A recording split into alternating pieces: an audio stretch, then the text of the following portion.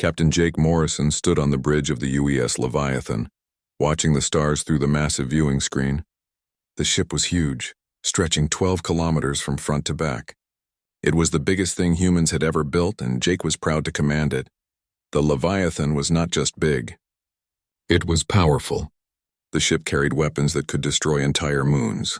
Its engines could push the massive vessel faster than any other human ship. 50,000 people lived and worked inside its metal halls. They were the best of the best, chosen from all of Earth's colonies. Jake had been in space for 20 years. He fought in the wars on Mars when the colonies tried to break free from Earth. He had seen battles that lasted for months. He knew what it meant to lead people in dangerous times. That experience made him the right choice to command humanity's greatest ship. The bridge was busy with activity. Chief Engineer Lisa Park checked the power systems from her station. She was small but tough, with grease always under her fingernails. Lisa had built half the engines on the ship with her own hands. If something broke on the Leviathan, she could fix it. Tactical Officer Ryan Bell watched the weapon systems. He was young but smart, fresh from the military academy on Europa. Ryan knew every gun and missile on the ship better than anyone. His job was to keep them ready for anything that might happen. Communications specialist Amy Carter sat at her station, listening to radio signals from space. She spoke 12 languages and could learn new ones quickly. Her job was to talk to other ships and stations. Amy had never talked to aliens before, but she was ready if that day ever came. The Leviathan was on patrol near the edge of human space. They were looking for pirates and checking on the outer colonies. It was routine work, but Jake knew that things could change fast in deep space. The ship had been out here for 3 months and the crew was getting restless. Dr. Sam Rodriguez walked onto the bridge. He was the ship's science officer, always curious about new things. Sam studied planets and space rocks looking for signs of life. He had been hoping to find aliens for his whole career, but so far humans seemed to be alone in their part of the galaxy. "Captain," Amy said, turning from her station, "I'm getting something strange on the long-range sensors." Jake walked over to her station. "What kind of strange?" Amy pointed at her screen.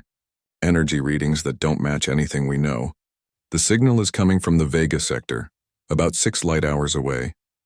"It's not natural, sir. Someone built whatever is making that signal." The bridge got quiet. Everyone knew what this might mean. For hundreds of years, humans had wondered if they were alone in the universe. They had found planets with simple life, but nothing that could build machines or send signals through space. Jake looked at the readings on Amy's screen. The energy pattern was unlike anything he had seen before. It was too organized to be natural, but it was also different from human technology. His heart started beating faster. "Dr. Rodriguez," Jake said, "what do you think?" Sam looked at the readings and nodded slowly. "This could be it, Captain. This could be first contact with an alien civilization." The words hung in the air. First contact. Every human had dreamed about this moment. Some thought it would be peaceful, with wise aliens who would teach humanity great things. Others worried that aliens might be dangerous, coming to conquer or destroy Earth. Chief Strategic Officer Kate Williams came onto the bridge. She was older than Jake, with gray hair and sharp eyes. Kate had been a diplomat before joining the military. Her job was to think about the big picture and help Jake make hard choices. "Sir," Kate said, "we should contact Earth Command and report this." Jake thought about it. Earth was 20 light hours away. It would take 40 hours just to send a message and get an answer back. By then, whatever was making the signal might be gone. "No," Jake said. "We're going to investigate ourselves. This is too important to wait." Ryan looked up from his station. "Captain, what if they're hostile?" Jake smiled. "Then we're in the right ship to handle it. The Leviathan can take care of itself." Lisa checked her screens. "All systems are running perfectly, Captain. We can be at the Vega sector in 4 hours." Jake made his decision. "Set course for the energy source. Maximum stealth. I want to see them before they see us." The Leviathan turned toward the unknown signal. Its powerful engines pushed the massive ship through space silently. The stealth systems made it nearly invisible to most sensors. Jake wanted to observe whatever was out there before making contact. As they traveled, the crew prepared for anything. The science teams got their equipment ready to study alien technology. The medical staff prepared for possible contact with alien biology. The security teams checked their weapons and made plans to protect the ship. Amy kept monitoring the signal. "It's getting stronger, Captain, and more complex. I think there might be multiple sources now." Jake felt excitement building in his chest. After all these years, humanity was finally going to meet someone else. He thought about his wife back on Earth and his children growing up on Luna Colony. This moment would change their lives forever. 4 hours later, the Leviathan arrived at the edge of the Vega sector. What they found took everyone's breath away. There, floating in space, was a massive station. It was clearly artificial, but it looked nothing like human construction. Organic curves mixed with geometric patterns. Strange lights moved across its surface. "My God," whispered Dr. Rodriguez. "It's beautiful." Even more amazing were the ships docked at the station. Dozens of them, all different shapes and sizes. Some looked like living creatures made of metal. Others were perfect geometric shapes. None of them looked like anything humans had ever built. Jake stared at the sight. "Amy, are you picking up any communications?" Amy nodded, working fast at her station. "Multiple channels, Captain. Different languages, I think. The computer is trying to decode them now." The Leviathan hung in space, watching the alien station. Jake knew that everything would change from this moment forward. Humanity was no longer alone in the universe. The question now was what to do about it. He looked around at his crew. These people would be remembered forever as the first humans to find alien life. Jake felt the weight of that responsibility. Whatever happened next, he had to make the right choice for all of humanity. The stars seemed brighter somehow, knowing that other beings were looking back at them from across the void. Chairman Zexhai sat in the great chamber at the center of the council station. His body was made of living crystal that caught the light and threw rainbows across the walls. He was old even by his people's long lives. Zexhai had led the Galactic Council for over 3,000 years. Around him sat the other 11 council members. Each one represented a different species that had joined the council over the centuries. They met here once every few months to discuss the business of keeping peace in their part of the galaxy. The chamber was huge and round, with each member's seat designed for their unique body. General Krath of the Kavari sat to Zexhai's right. The Kavari looked like giant birds with sharp beaks and bright feathers. Krath was a warrior who had fought in many battles before joining the council. His feathers were marked with scars from old wounds. On the left sat Councillor Thane, one of the Thornlings. His people looked like walking trees with bark for skin and leaves growing from their arms. The Thornlings were peaceful by nature, preferring to talk rather than fight.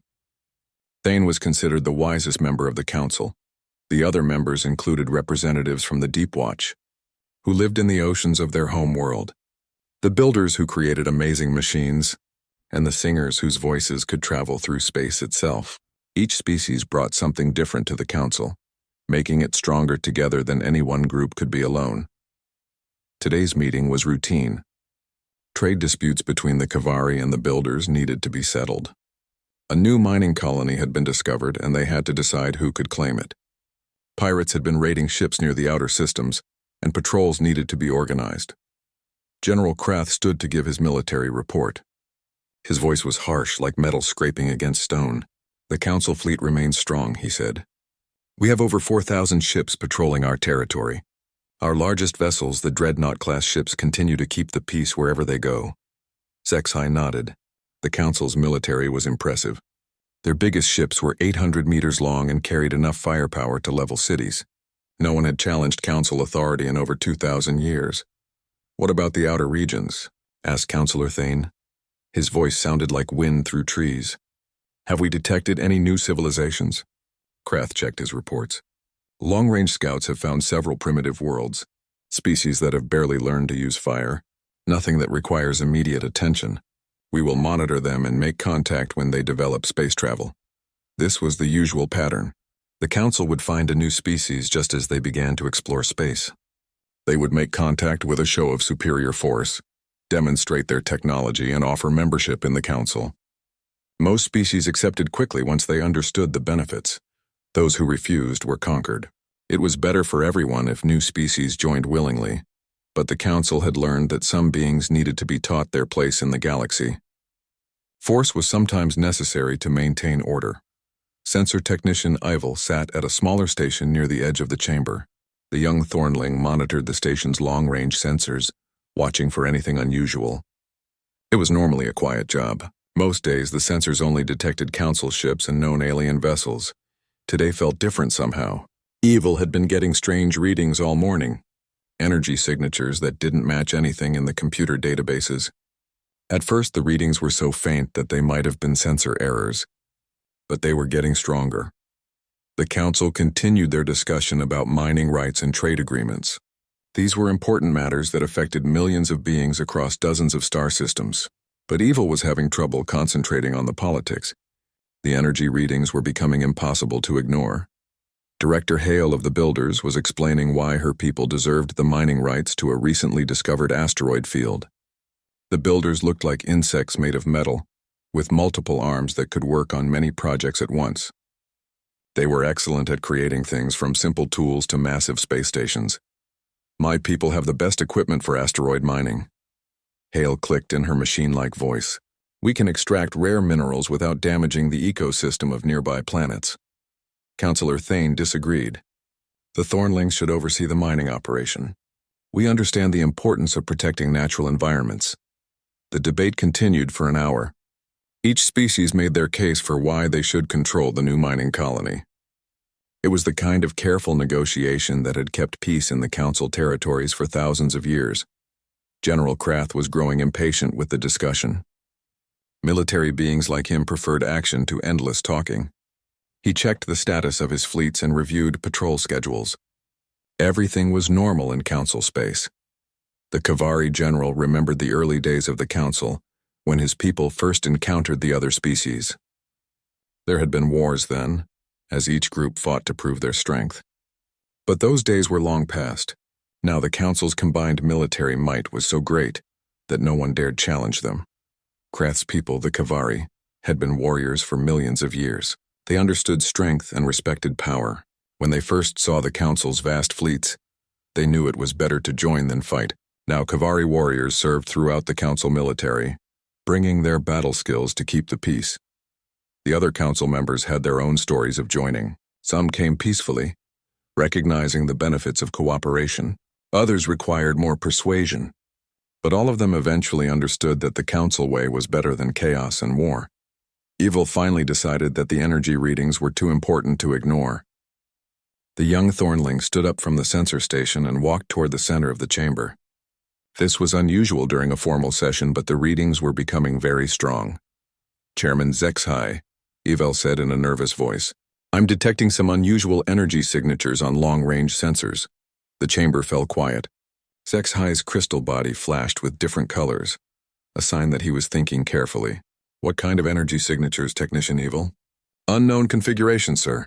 The power levels are very high, and the signature doesn't match anything in our databases. The source appears to be moving toward our position.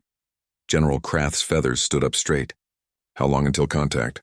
Evil checked the readings again. Based on current speed and direction, approximately 6 hours, sir. The Council members looked at each other. It had been centuries since an unknown vessel had approached their station. Most species in this part of the galaxy were already known to them.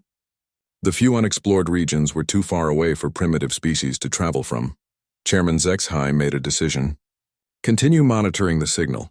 Alert all station defenses and notify the patrol fleets. We will greet our visitors according to standard first contact protocols. The first contact protocols were well established. The Council would demonstrate their superior technology and military strength. They would offer the newcomers a choice: join the Council as junior members or face conquest. It had worked for thousands of years. But something about these energy readings felt different to Evil. The power levels were unlike anything the young Thornling had ever seen. Whatever was coming toward them was big and powerful. As the Council continued their meeting, none of them realized that their 10,000-year dominance of this region of space was about to face its first real challenge. Amy Carter worked furiously at her communication station aboard the Leviathan. The alien transmissions were unlike anything she had ever encountered. Multiple languages flowed through space, some sounding like music, others like grinding metal, and a few that seemed to bypass sound entirely. The ship's computer worked alongside Amy, analyzing patterns and trying to find meaning in the alien words. After 2 hours of careful work, they began to make progress. The computer could identify 12 distinct languages, each apparently belonging to a different species. "Captain," Amy called out, "I'm starting to understand some of their communications." Jake Morrison walked over to her station. The past few hours had been tense as they observed the alien station. The massive structure was clearly a meeting place for multiple species, something humans had never imagined possible. "What are they saying?" Jake asked. Amy pointed to her screen where translated text scrolled past. "They call themselves the Galactic Council. It's some kind of government that includes many different alien species. They seem to control a large area of space around here." Dr. Sam Rodriguez joined them at the communication station. His eyes were bright with excitement. As the ship's xenobiologist, this was the moment he had dreamed about his entire career. "How many species are we talking about?" "At least 12, maybe more," Amy replied.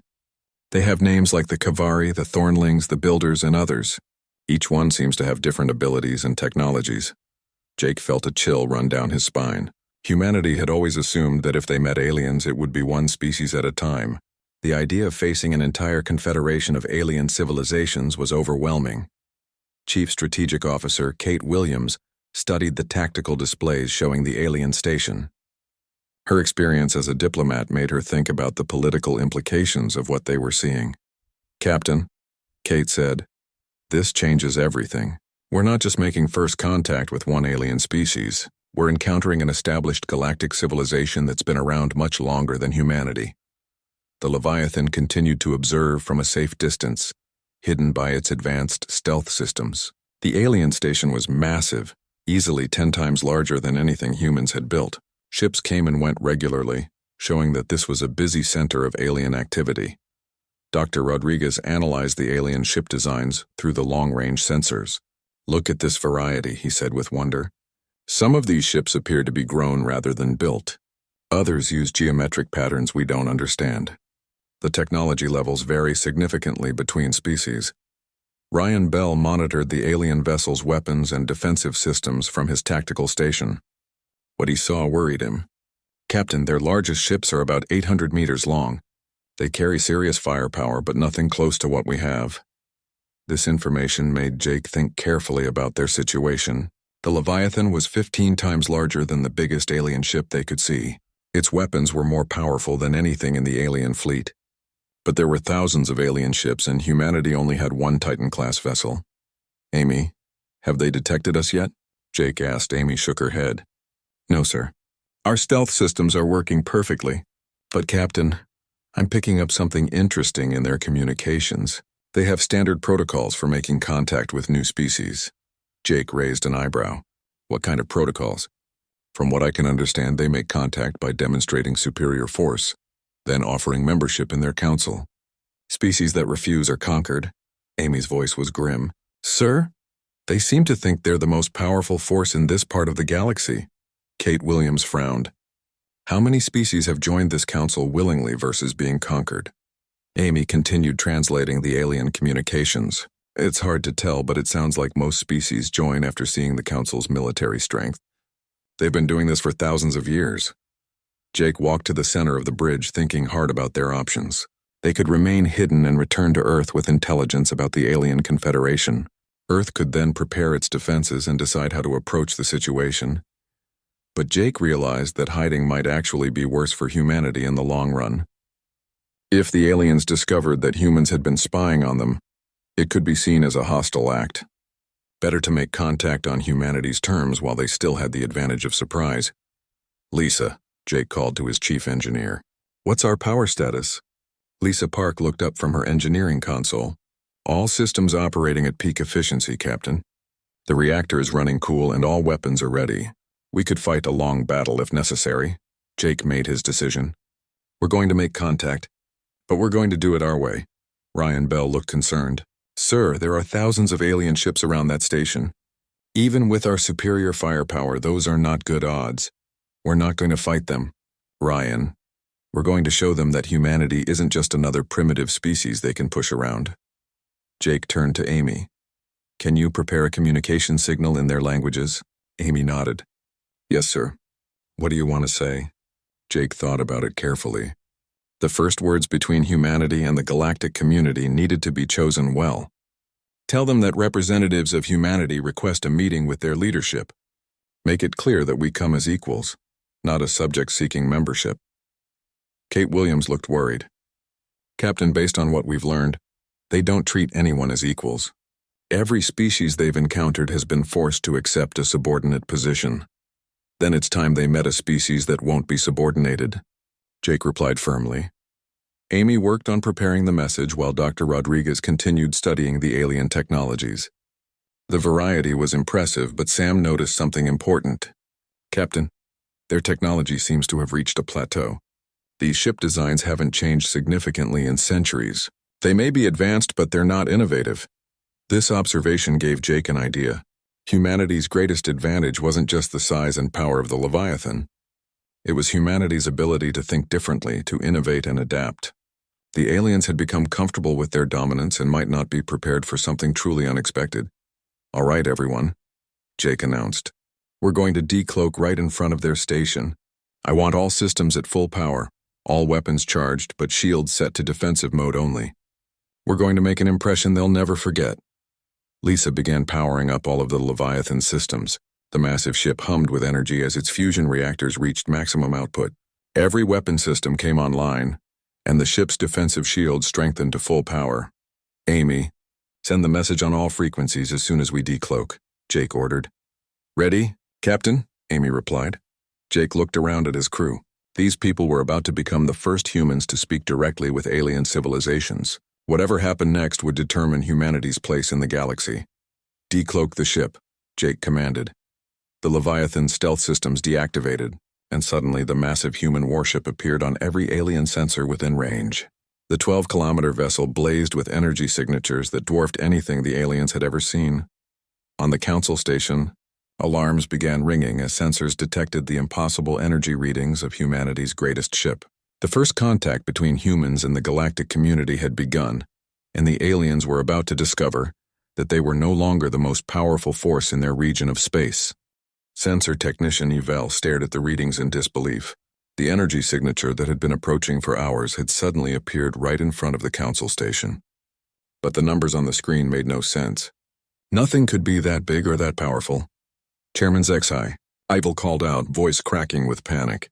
"The unknown vessel has appeared. Sir, you need to see these readings." The council chamber erupted in activity as every member turned to look at the sensor displays. Chairman Zexai's crystal body flashed bright red, a sign of extreme alarm among his people. General Krath leaped from his seat, his feathers standing straight up in a threat display. "Report, technician. What exactly are we looking at?" Yvel's hand shook as the young Thornling read the sensor data. "The vessel is 12 kilometers long, sir. Power output is 50 times greater than our largest dreadnought. The hull composition is unknown, but it appears to be incredibly dense and heavily armored." The chamber fell silent. In 10,000 years of council history, no one had ever seen a ship even close to this size. Their own largest vessels were considered massive at 800 meters. This human ship was 15 times bigger. Councillor Thane's leaves rustled with worry. Could there be an error in the sensors? Such a vessel should be impossible to construct. "I've run diagnostics 3 times, sir," Yvel replied. "The readings are accurate. And sir, there's more. The weapons systems on that ship are unlike anything in our databases. The computer can't even classify most of them." General Krath's military mind raced through possibilities. A ship that size could carry enough firepower to destroy entire fleets. If this unknown species had hostile intentions, the Council was in serious danger. "All defensive systems to maximum alert," Krath ordered. "Contact our patrol fleets and order them to return immediately." Director Hale of the Builders clicked nervously with her mechanical arms. "General, our largest construction facilities couldn't build something that massive. The structural engineering alone would require technology far beyond our capabilities." Chairman Zexai tried to maintain calm, but his crystal body continued flashing warning colors. "Have they attempted to communicate?" Amy Carter's carefully prepared message reached the council station at that moment. The translation systems quickly decoded the human language, and Amy's words appeared on screens throughout the chamber. Evil read the message aloud. "Greetings from humanity. We are representatives of the Human Coalition, seeking dialogue with the leadership of the Galactic Council. We come as equals and request a meeting to discuss peaceful relations between our peoples. The words caused another wave of shock through the chamber. No species had ever approached the council claiming to be equals. Every civilization they had encountered had immediately recognized council superiority once they saw the size of their fleets. General Krath's beak clicked angrily. Equals, do they not understand who we are? We have ruled this region of space for 10 millennia. Perhaps they don't realize our strength, suggested Counselor Thane. Should we respond with the standard first contact protocol? The standard protocol involves surrounding the newcomer's ship with overwhelming force, then demanding submission. But looking at the massive human vessel, several council members began to doubt whether their forces were actually overwhelming anymore. Chairman Zexhai made a careful decision. General Krath, what is the current status of our defensive fleet? Krath checked his displays. We have 200 ships docked at the station, sir. Another 300 are within 6 hours travel time. Our total fleet strength in this sector is approximately 1,500 vessels. And how do our ships compare to this human vessel? Zexhai asked. The question hung in the air. Everyone in the chamber was doing the same calculation. 1,500 council ships against one human ship that outgunned their largest vessel by a factor of 50. The mathematics were terrifying. Yvel suddenly looked up from the sensor station with fresh alarm. Sirs, I'm detecting additional energy signatures approaching from human space. Multiple contacts moving at incredible speeds. The chamber erupted in panicked voices as council members realized the implications. This massive ship might not be alone. If the humans had an entire fleet of such vessels, the council's military advantage would be completely gone. General Krath studied the new sensor readings. How many ships are approaching? It's difficult to tell, sir. The energy signatures are smaller than the first vessel, but they're moving too fast for detailed scans. I count at least 20 contacts, possibly more. What the aliens were detecting was actually humanity's deep space exploration fleet responding to Captain Morrison's emergency beacon. The ships were much smaller than the Leviathan, mostly scientific vessels and their escorts. But the council had no way to know this. Director Hale's mechanical voice was filled with worry. If they have 20 ships the size of the first one, we cannot match their firepower. Our entire fleet would be outnumbered and outgunned. Counselor Thane's wisdom became clear in the crisis. Perhaps we should consider their request for dialogue.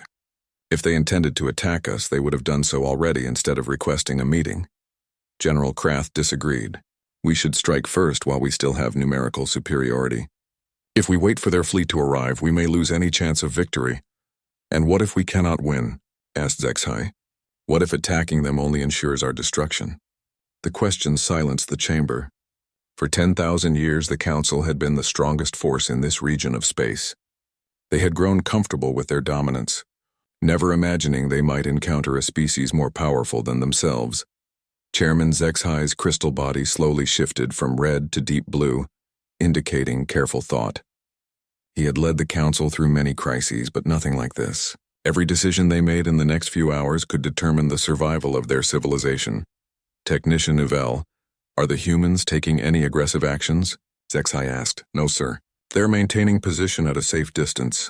Their weapons are powered but not targeted at the station. They appear to be waiting for our response. This information gave the Council hope. If the humans truly wanted dialogue, there might be a way to avoid disaster. But the presence of that massive ship made it clear that any negotiations would have to be conducted as equals. General Krath's warrior instincts rebelled against the idea. Chairman, we have never negotiated as equals with any species.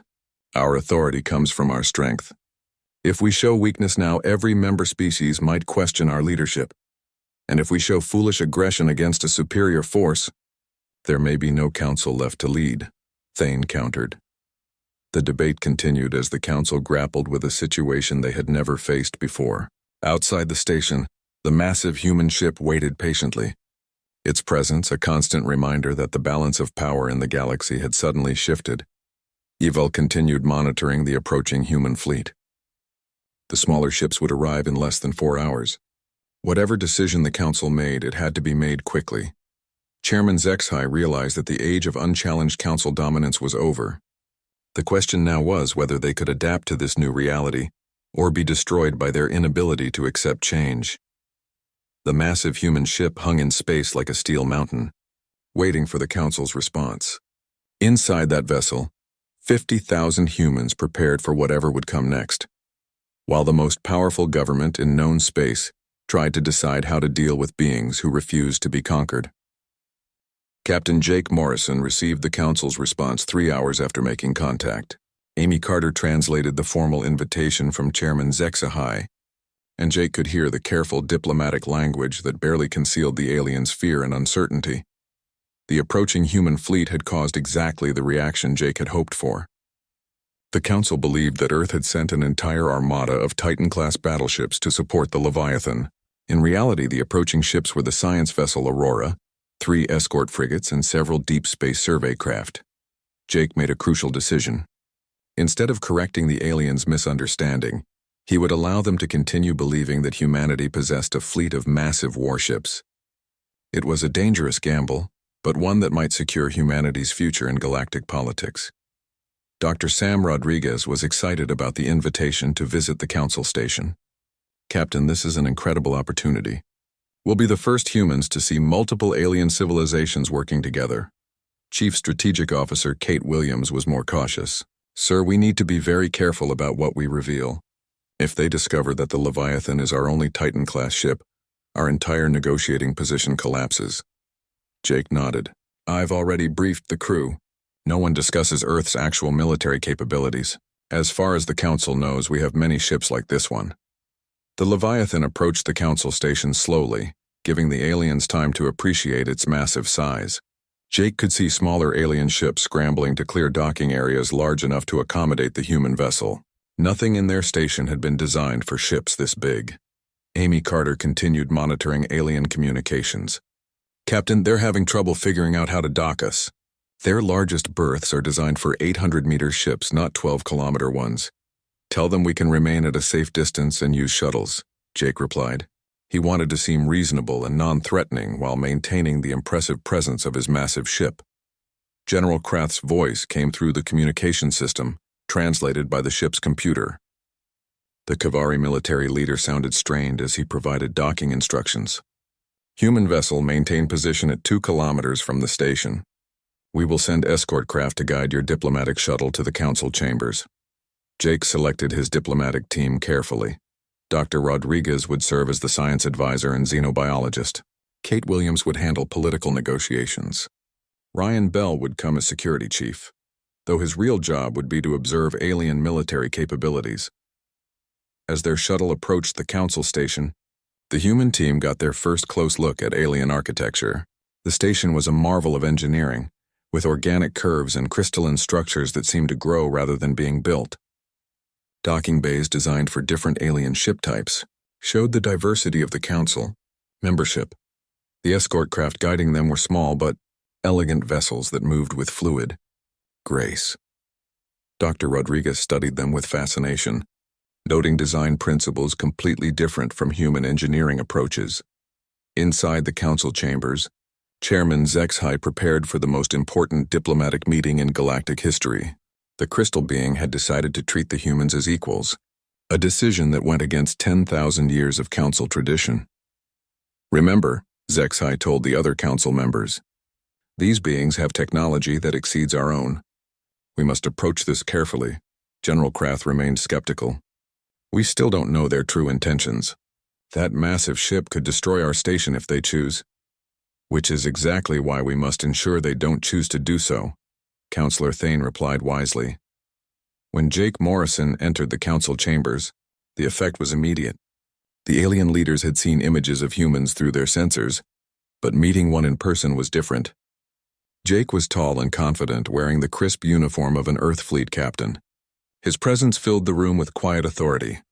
"Chairman HFY," Jake said, his words translated instantly by both human and alien computers.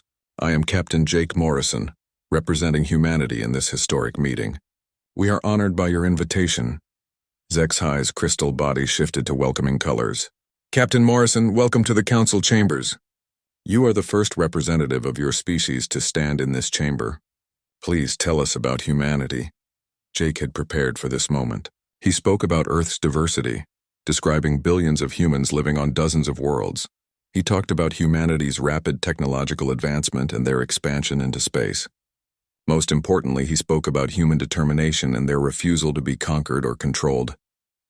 "We have encountered many species in our expansion," Jake said, carefully choosing his words. "Some have become allies through mutual respect.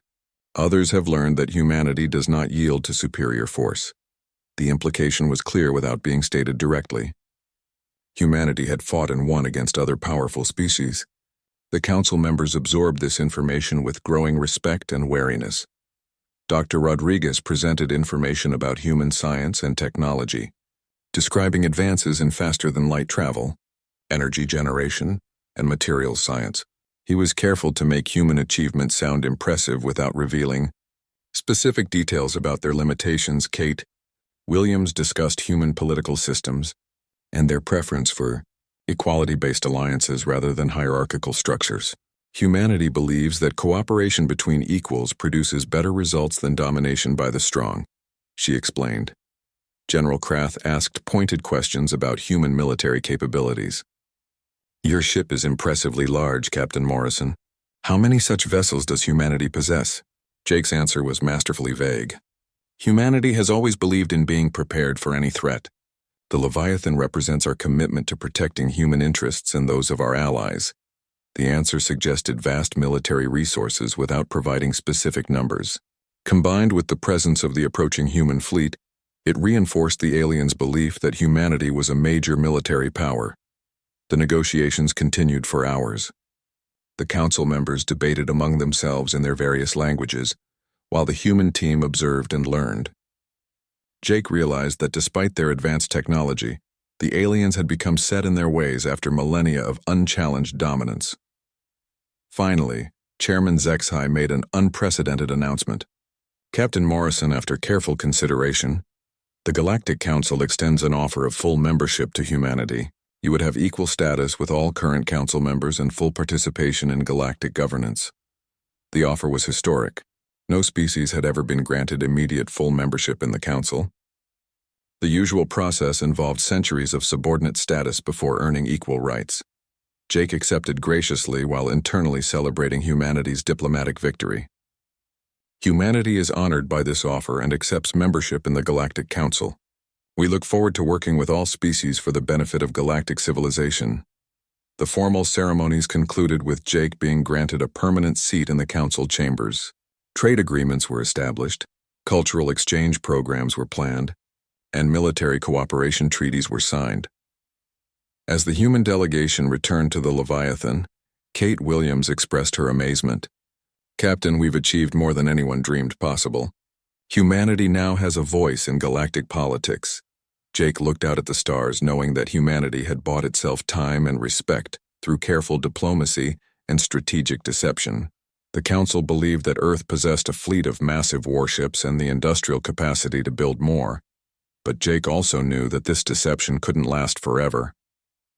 Humanity would need to either build more Titan-class ships or find other ways to maintain their newfound status.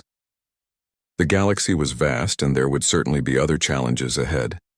The approaching human fleet arrived and took positions around the Council station, their smaller size hidden by distance and careful maneuvering. To the aliens, it looked like humanity had casually deployed a fleet of massive warships to protect their diplomatic mission. As the Leviathan prepared to return to Earth with news of their success, alien vessels began approaching with requests for trade and cultural exchange. The various council species were eager to establish relationships with the powerful new members. Jake Morrison had achieved something remarkable. Through a combination of human ingenuity, strategic thinking, and careful deception, he had secured humanity's place among the stars as equals rather than subjects. The council chambers, which had seen 10,000 years of alien dominance, now included a human voice in galactic affairs. The future remained uncertain, but humanity had proven once again that they would not be conquered or controlled. They had taken their place among the stars on their own terms, and the galaxy would never be the same.